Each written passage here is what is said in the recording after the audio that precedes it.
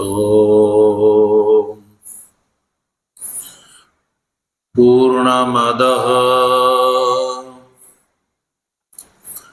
पूर्णमिदं पूर्णात् पूर्णमुदच्यते पूर्णस्य पूर्णमादाय पूर्णमेवावशिष्यते।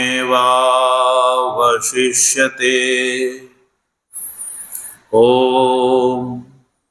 शान्तिः शान्तिः शान्तिः। शङ्करं शङ्कराचार्यं केशवं बादरायणम्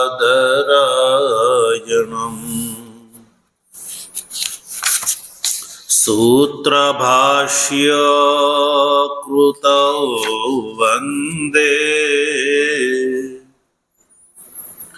भगवन्तौ पुनः पुनः। ईश्वरो गुरुरात्मेति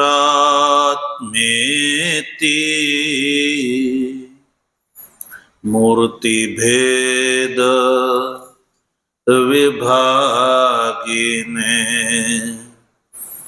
व्योमवद्व्याप्त देहाय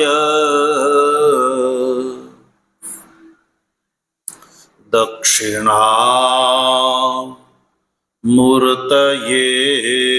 नमः। ॐ शान्तिः शान्तिः शान्तिः।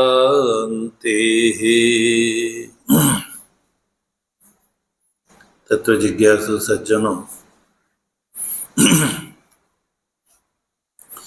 ભગવત કૃપાથી શુક્લ યજુર્વેદની કાણવ શાખાની ઈશાવાસ્ય ઉપનિષદના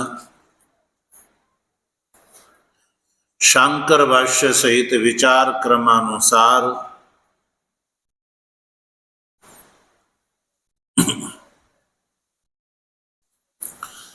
સર્વપ્રથમ આપણે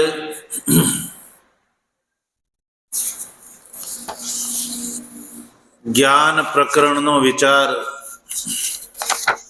કરી ચૂક્યા.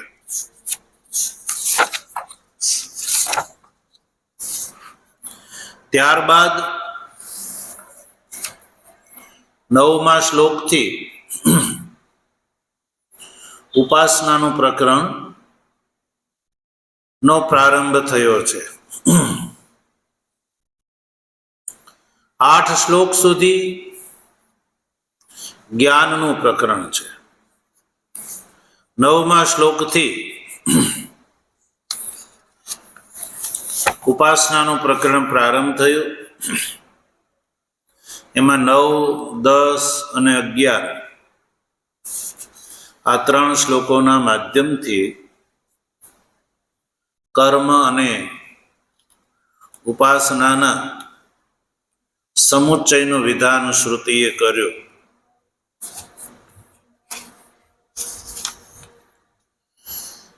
અને ત્યારબાદ 12મા શ્લોકથી વ્યાકૃત અને અવ્યાકૃત ઉપાસનાનું વિધાન ભગવતી શ્રુતિ કરી રહી છે. એ વાત 12મા શ્લોકના અવતરણમાં ભગવાન ભાષ્યકાર લખે છે કે અધુના વ્યાકૃત અવ્યાકૃત ઉપાસનયોઃ સમુચ્ચિચીષયા પ્રત્યેકમ નિંદા ઉચ્યતે. અધુના યાની કે હવે આ 12મા શ્લોકથી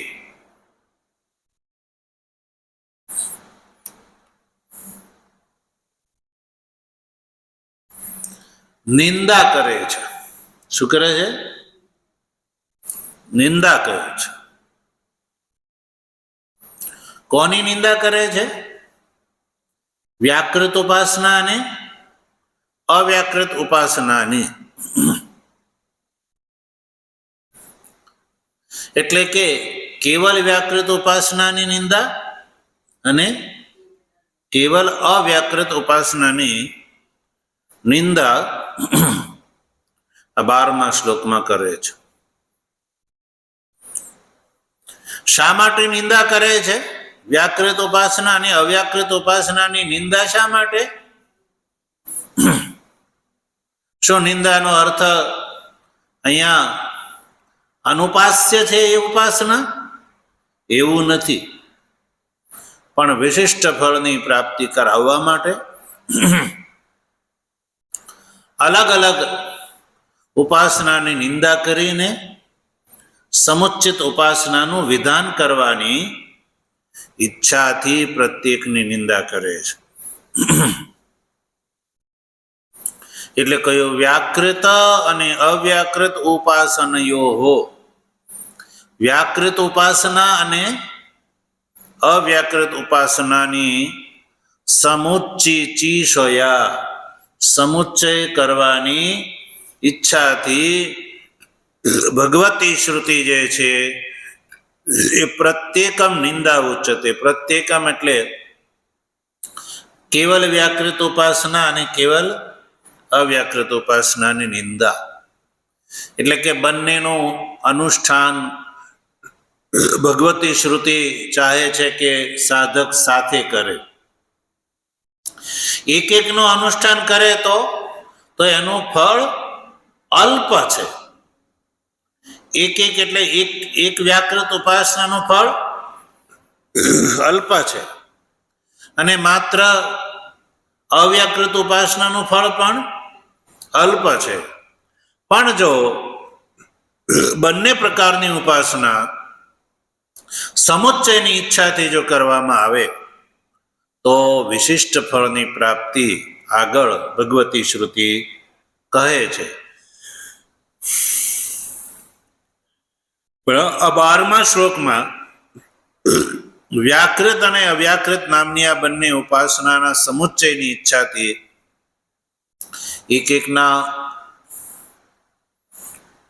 અનુષ્ઠાનની નિંદા શ્રુતિ કરે છે.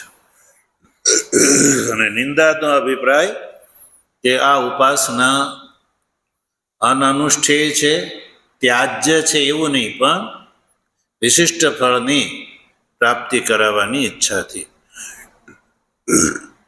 અંધમ તમઃ પ્રવિશન્તિ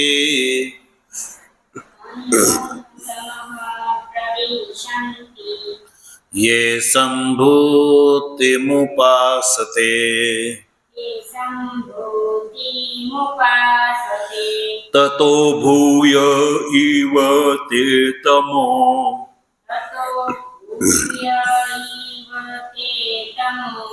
ય સંભૂત્યા ગુરતાઃ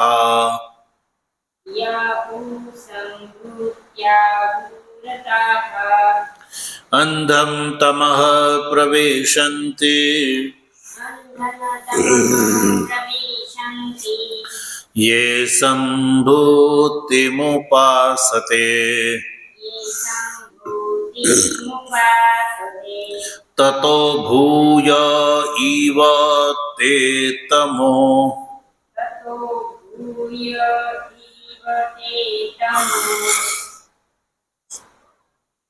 ય સંભૂત્યા ગુરતાઃ.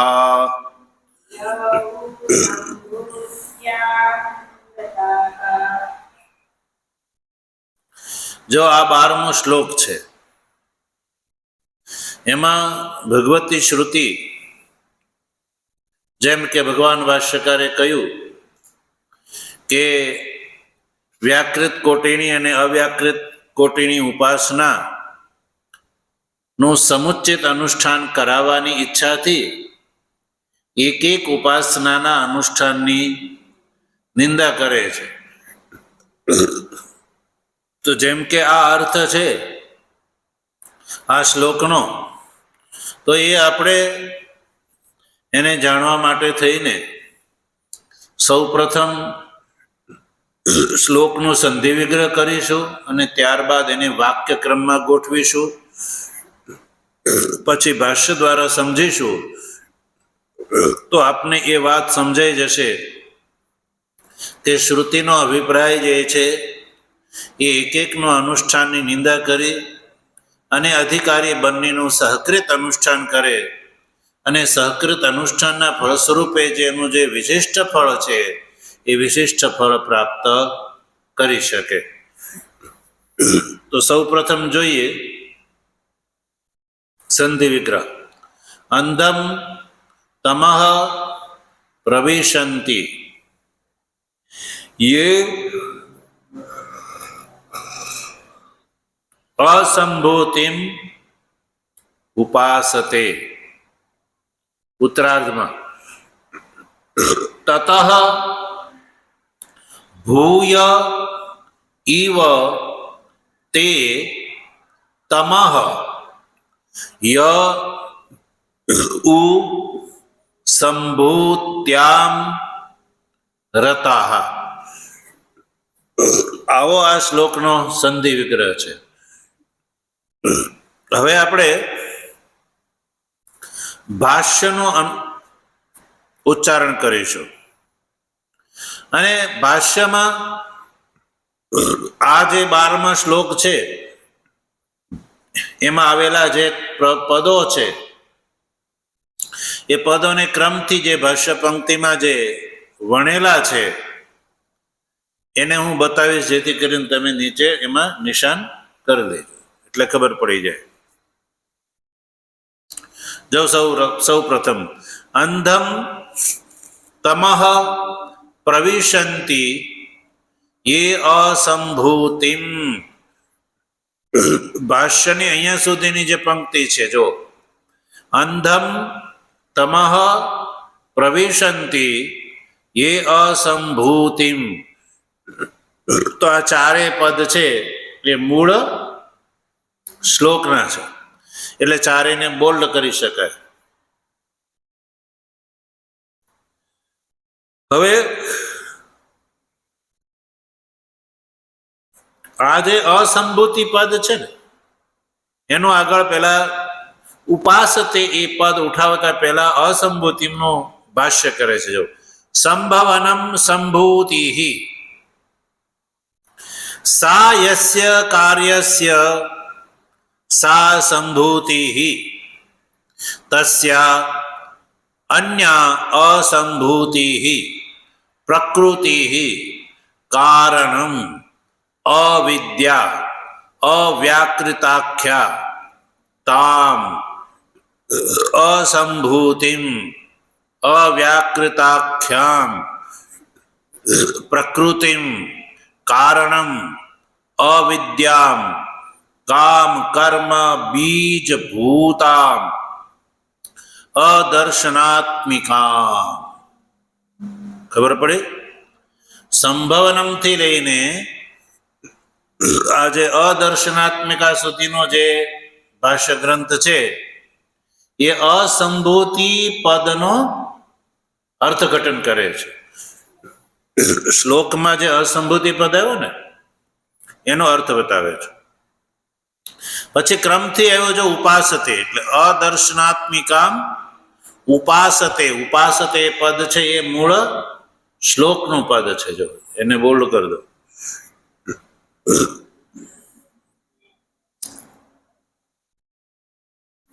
યે તે તદ અનુરૂપમ એવ અંધમ તમઃ અદર્શનાત્મકમ પ્રવિશન્તિ. તો પૂર્વાર્ધનું ભાષ્ય અહીંયા સુધી થયું. શ્લોકના પૂર્વાર્ધનું ભાષ્ય. હવે ઉત્તરાર્ધનું ભાષ્ય. તતઃ. તતઃ એ મૂળ શ્લોકનું પદ છે. એનો અર્થ કરો તસ્માદ અપી. ભૂયો. ભૂય જે છે ને એ પણ મૂળ શ્લોકનું પદ છે. એનો અર્થ થાય બહુતરમ ઈવ. ઈવ જે છે એ પણ મૂળ શ્લોકનું પદ છે. પછી આવ્યું તમઃ. તમઃ એ પણ મૂળ શ્લોકનું પદ છે. પ્રવિશંતિ ય ઉ સંભૂત્યામ. આજે ય ઉ અને સંભૂત્યામ એ પણ મૂળ શ્લોકમાં જે છે એ પદ છે. કાર્ય બ્રહ્મણી હિરણ્ય ગર્ભાખ્યે રતાહા. રતાહા એ પદ છે એ મૂળ શ્લોકનું પદ છે. તો બધા શ્લોકસ્થ બધા પદો ભાષ્યમાં મળી ગયા. હવે એને આપણે ફરીને એનું ઉચ્ચારણ કરી ભાષ્યમાં આવે એ પ્રમાણે જો અંધમ તમઃ પ્રવિશંતિ એ અસંભૂતિમ. પછી ઉપાસતે તતઃ ભૂયઃ ઈવ તમઃ ય ઉ સંભૂત્યામ રતાઃ. મળી ગયો. ભાષ્ય ગ્રંથની અંદર બધા શ્લોકના પદ આવી ગયા. હવે જો ભાષ્યકાર શું કહે છે? અંધમ તમઃ પ્રવિશંતિ. આ ત્રણેય પદ મૂળ શ્લોકના પદ છે. તો હવે જો આ ત્રણે ત્રણ પદ ઉપર ભાષ્યકારે કોઈ કંઈ લખ્યો નહીં, એનો અર્થ કર્યો નહીં. જેવા શ્લોકમાં છે એવા જ ભાષ્યમાં એનો ઉલ્લેખ કરી દીધો. કેમ? કારણ કે આ પૂર્વમાં આ અંધમ તમઃ પ્રવિશંતિ એનું ભાષ્ય થઈ ગયું છે. કયા શ્લોકમાં? 9મા શ્લોકમાં. એટલે હવે જો ફરીને આપણને એ યાદ ન રહ્યું હોય,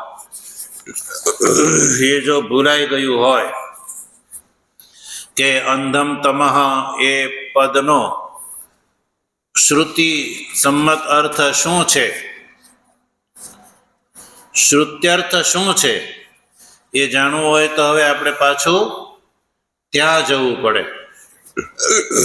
ભાષ્યકાર બીજી વાર અર્થ અહીંયા ના કરે, કારણ કે ગ્રંથ વધી જાય અને પુનરાવૃત્તિ દોષ પણ આવે. એટલે આ 12મા શ્લોકમાં અંધમ તમઃ પ્રવિશંતિ જે કહ્યું કે અંધકારમય તમને પ્રવેશ કરે છે, જે અસંભૂતિની ઉપાસના કરે છે એ. તો અંધમ તમઃ શું છે? તો 9મા શ્લોકમાં આપણે જોઈએ અંધમ તમઃ નો અર્થ શું છે. તો 9મા શ્લોકના ભાષ્યમાં જો અંધમ તમઃ એટલે કે અદર્શનાત્મકમ તમઃ. અંધનો અર્થ કર્યો અદર્શનાત્મકમ. અંધનો અર્થ છે અદર્શનાત્મક તમઃ. તમઃનો અર્થ તમક છે. તમઃ અદર્શનાત્મક તમઃ. અદર્શનાત્મક તમઃ એટલે કે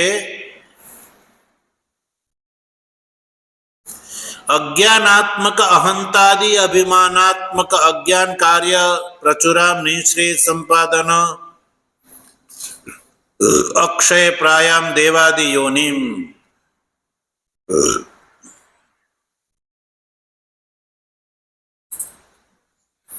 આ શ્લોકમાં એવું કહેવામાં આવી રહ્યું છે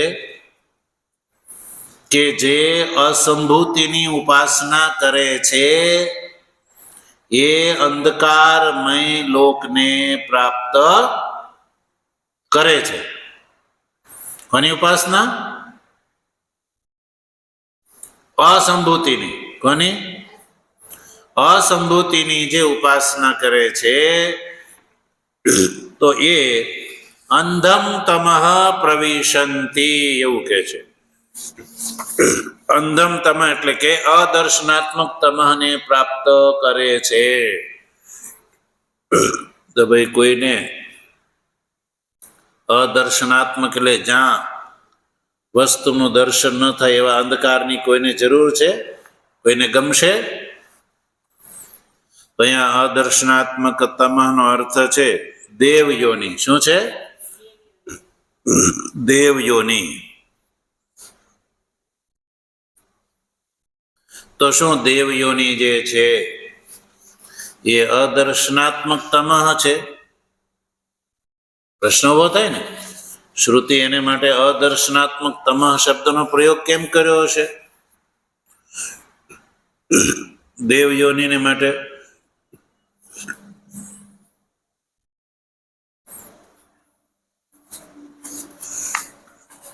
તો કે છે કે જો ત્યાં આત્મજ્ઞાન નથી થતું, ત્યાં અસંભૂતિ ઉપાસનાના ફળ સ્વરૂપે જે લોકની પ્રાપ્તિ થાય છે ત્યાં આત્મજ્ઞાનની કોઈ સંભાવના નથી. કોની? આત્મજ્ઞાન એ પ્રકાશ છે, એ સિવાયનું બીજું બધું અંધકાર છે. એટલે સંસારનું જે ફળ છે એ પ્રકાશ નથી પણ અંધકાર છે. તો સજ્જનો, અદર્શનાત્મકતામાં એટલે કે ઉપાસનાનું એવું ફળ કે જ્યાં આત્મતત્વ જ્ઞાનની પ્રાપ્તિની સંભાવના નથી. આત્મજ્ઞાન માટેની કોઈ યોગ્યતા ત્યાં નથી. એટલે અસંભૂતિ ઉપાસનાનું ફળને ભગવતી શ્રુતિ એવું કહે છે કે એ અદર્શનાત્મક તમઃ છે. તો અસંભૂતિની ઉપાસનાનું જે ફળ છે એને માટે અદર્શનાત્મક અંધમ તમઃ એવા શબ્દનો પ્રયોગ શ્રુતિએ શા માટે કર્યો? કે અધિકારી જે છે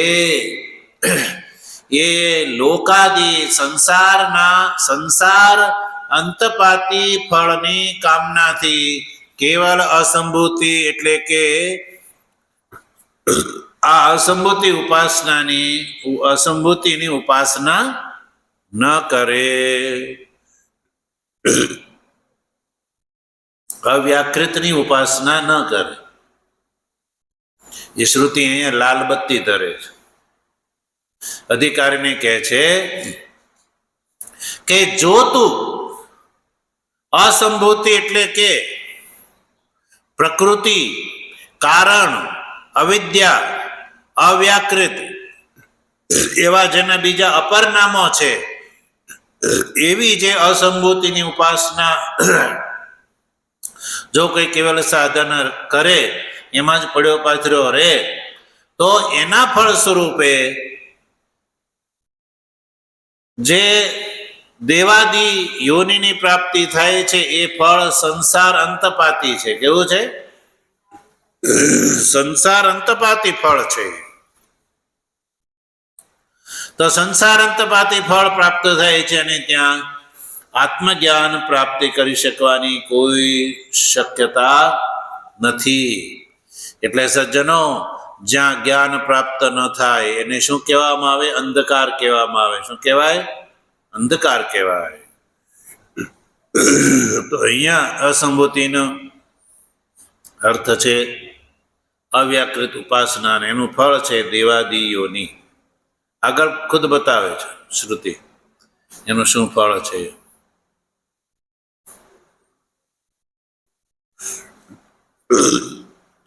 પછી જો હવે આપણે ભાષ્યમાં જોઈએ.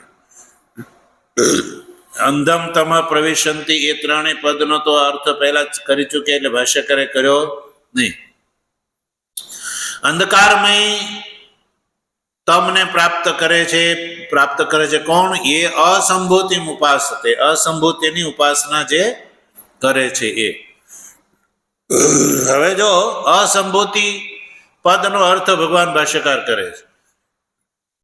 શ્રુતિમાં અસંભૂતિ પદનો પ્રયોગ છે. તો આ અસંભૂતિ પદનો અન્ય ક્યાંય પ્રયોગ જોવા મળતો નથી.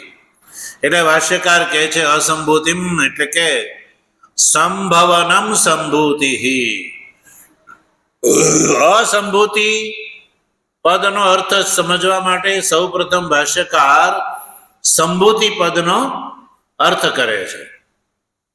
સંભૂતિ પદ નો અર્થ સમજાઈ જાય તો પછી અસંભૂતિ પણ સમજાય છે. એટલે સંભૂતિ કોને કહેવામાં આવે તો કોઈ સંભવનમ સંભૂતિ. સંભવન જે છે સમ્યક પ્રકારથી હોવું એને કહેવામાં આવે છે સંભૂતિ. સા યાની સા સંભૂતિ યસ્ય કાર્યસ્ય સા સંભૂતિ. સમ્યક પ્રકારથી હોવું એનું નામ છે સંભૂતિ. સમ્યક પ્રકારથી હોવું એનું નામ છે સંભૂતિ. સા યસ્ય કાર્યસ્ય એ સંભૂતિ જે કાર્યનું છે કાર્ય સા એને કહેવામાં આવે સંભૂતિ.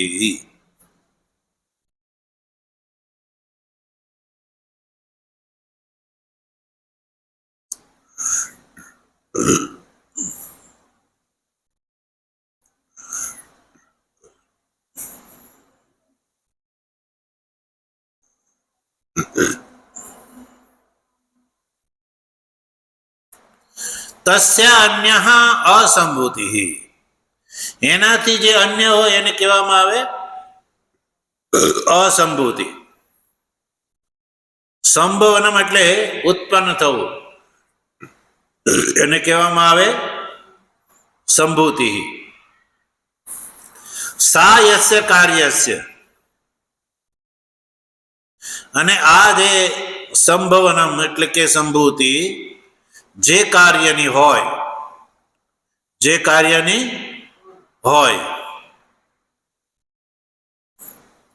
એને કહેવામાં આવે છે સંભૂતિ. એટલે કે આ નામ રૂપાત્મક સંસાર અને તસ્ય અન્ય અસંભૂતિ એટલે કે નામ રૂપાત્મક જે છે નથી એને કહેવામાં આવે અસંભૂતિ. કોણ છે તો અર્થ કર્યો પ્રકૃતિ. તો અસંભૂતિ પદનો સીધો અર્થ થયો પ્રકૃતિ.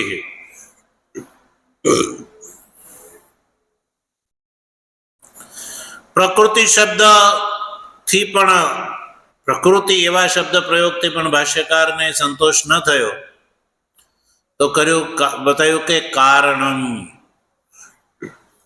અસંભૂતિ પદનો અર્થ છે કારણમ.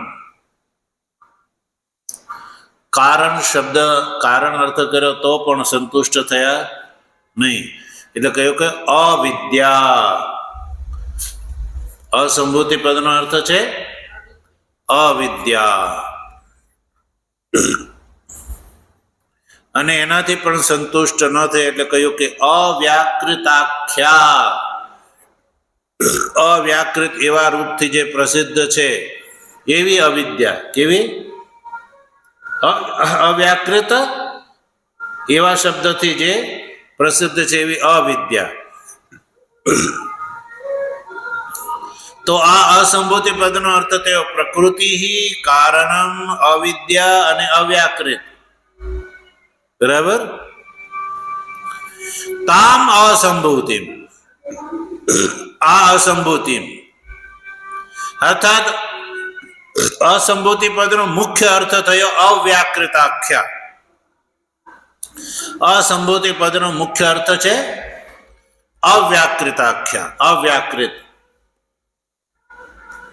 એટલે અવ્યાકૃત એવા શબ્દથી જે પ્રસિદ્ધ છે એને કહેવામાં આવે પ્રકૃતિ.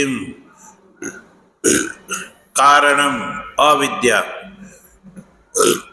એટલે હવે અસંભૂતિનો અર્થ થયો અવ્યાકૃત. પ્રકૃતિ કહો, કારણ કહો, અવિદ્યા કહો, એ બધું એક છે. હવે એનું સ્વરૂપ બતાવ્યું. કામ કર્મ બીજ ભૂતામ અદર્શનાત્મિકામ. આ સંભૂતિ કેવી છે તો કહ્યું કે કામ કર્મ બીજ ભૂતામ. કામ અને કર્મનું જે બીજ છે, કામ અને કર્મનું જે બીજ છે અને સ્વરૂપથી કેવી છે? અદર્શનાત્મિકા. સ્વરૂપથી અદર્શનાત્મિકા. એવી જે આ અસંભૂતિ છે એને ઉપાસતે એટલે કે એની જે ઉપાસના કરે છે. તો શ્લોકમાં કહ્યું કે યે અસંભૂતિ ઉપાસતે એટલે કે જે અસંભૂતિની ઉપાસના કરે છે. તો અસંભૂતિનો અર્થ સમજાઈ ગયો. અસંભૂતિ એટલે અદર્શનાત્મિકા, કામ કર્મની બીજભૂતા, કારણ અવિદ્યા, એની જે ઉપાસના કરે છે સજ્જનો, તો એનું ફળ શું છે? તો કહ્યું કે તતઃ ભૂય ઈવ તે તમ યઉ સંભૂત્યામૃત. જો જે અસંભૂતિની ઉપાસના કરે છે ને એ શેને પ્રાપ્ત કરે છે? અંધમ તમઃ, અંધકારમય લોકને એ પ્રાપ્ત કરે છે. એ વાત થઈ. અસંભૂતિની ઉપાસના કરે છે એનું ફળ શું બતાવ્યું? અંધકારમય લોક, અદર્શનાત્મક લોક, અવ્યાકૃત, અવિદ્યા, પ્રકૃતિની ઉપાસનાનું ફળ છે પ્રકૃતિ લય, કે જ્યાં આત્મતત્વ જ્ઞાન સંભવ નથી એવા લોકની પ્રાપ્તિ.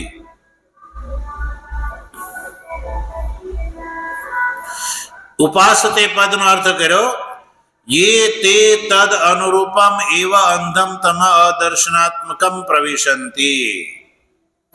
ઉપાસનાનો કર્મ કે યે તે જે અધિકારી છે એ તદ અનુરૂપમ એવ. તદ અનુરૂપમ, તદનો અર્થ છે અસંભૂતિ. તદનો અર્થ છે અસંભૂતિને અનુરૂપ. તો અસંભૂતિ કેવી છે? અદર્શનાત્મિકા છે. એટલે અદર્શનાત્મિકા જે અસંભૂતિ છે એ અસંભૂતિને અનુરૂપ જ અંધમ તમઃ અદર્શનાત્મકમ પ્રવિશંતિ. એટલે કે અસંભૂતિનું ફળ છે અંધમ તમઃ. કેવું? અંધમ તમ એટલે અદર્શનાત્મક તમ જે છે એને એ પ્રાપ્ત કરે છે. કોણ? એનો ઉપાસક. બરાબર. હવે ઉત્તરાર્ધ જો. ઉત્તરાર્ધમાં શું કે છે કે તતઃ ભૂય ઈવ તે તમો યઉ સંભૂત્યામૃતા. હવે જો તમે એમ કહો કે સારું, અસંભૂતિનું ફળ છે અદર્શનાત્મક તમ, એટલે કે એવા દેવાદી લોકની પ્રાપ્તિ કે જ્યાં આત્મતત્વ જ્ઞાન થઈ શકતું નથી. તો તમે કહેશો કે સારું, તો પછી અમે સંભૂતિની ઉપાસના કરીએ. અસંભૂતિનું ફળ જે છે એ આત્મતત્વ જ્ઞાન ન હોય, અર્થાત કે સંસાર અંતપાતી જે છે ફળ લોકાંતર ગમન જ હોય, તો પછી અમે સંભૂતિની ઉપાસના કરીએ.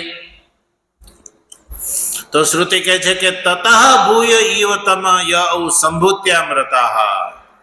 કે જે સંભૂતિની ઉપાસના કરે છે એ તો અસંભૂતિ કરતા પણ વધારે અંધકારમય લોકને પ્રાપ્ત કરે છે. એટલે ત્યાં તો કોઈ પણ પ્રકારથી આત્મતત્વ જ્ઞાનનો કોઈ સ્કોપ છે જ નહીં.